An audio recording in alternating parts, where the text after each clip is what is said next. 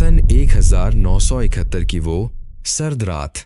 दुनिया की नजरें टिकी थीं एक उपमहाद्वीप पर, और उस रात आसमान में कुछ ऐसा होने वाला था जो इतिहास की किताबों में हमेशा के लिए दर्ज हो जाएगा।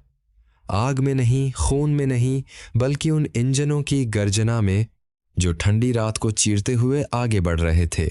लेकिन ऑपरेशन ईगल को समझने के लिए पहले उस जमीन को समझना होगा जो उस वक्त जल रही थी।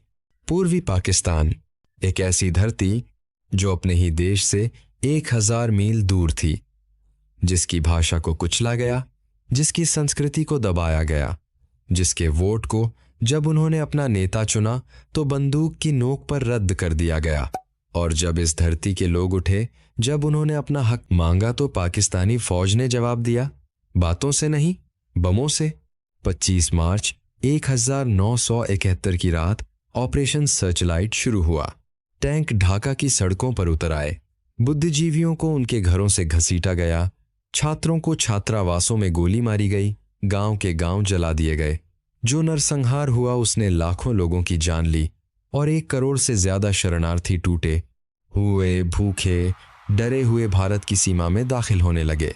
भारत भी दर्द में था, गोली से नहीं बल्कि उस बोझ से जो उसने बनाया नहीं था, पर जिसे वो नजरअंदाज नहीं कर सकता था। और तब नई दिल्ली ने एक फैसला किया, एक शांत फैसला, एक सोचा समझा फैसला।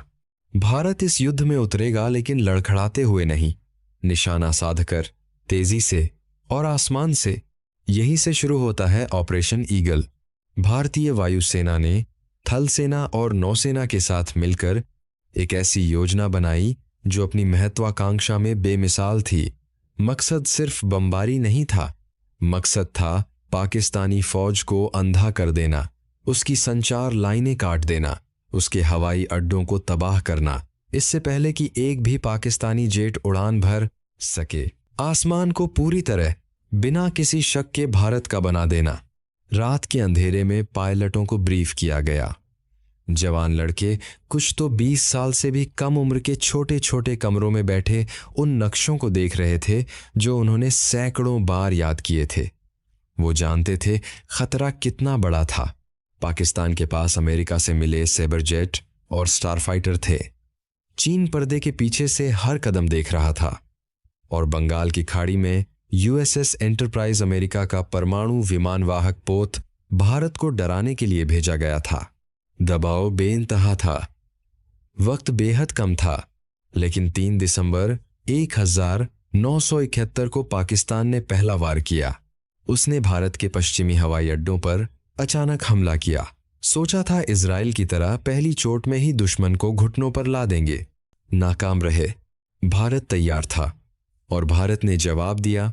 घंटों के भीतर भारतीय वायुसेना पूरब और पश्चिम दोनों मोर्चों पर आसमान में थी। पूर्वी मोर्चे पर हमले सटीक और तबाहकुन थे।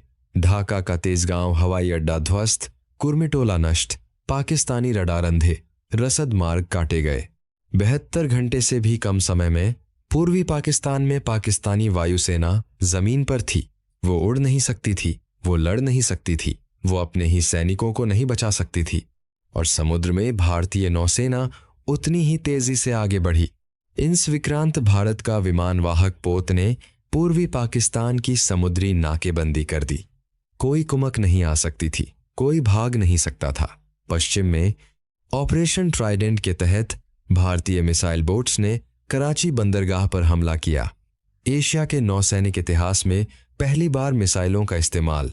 ईंधन डिपो धमाकों से उड़ गए, तेल के टैंकर जलने लगे।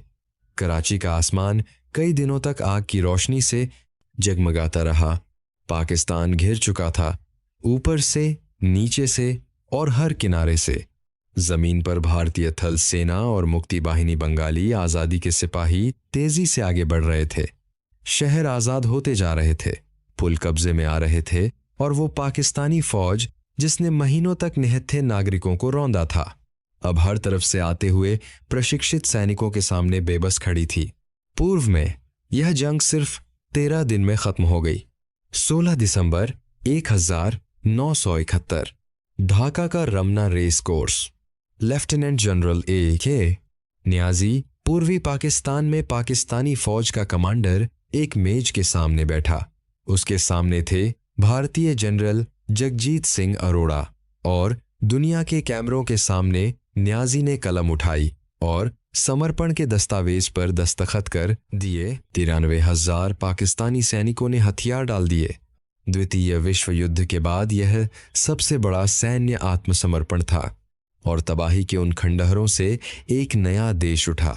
बांग्लादेश, बंगाल का देश, भाषा का देश, वो देश जिसने मरने से इनकार कर दिया था, दुनिया के सामने खड़ा हो गया, अपने झंडे के साथ, अपने तराने के साथ, अपने आसमान के साथ।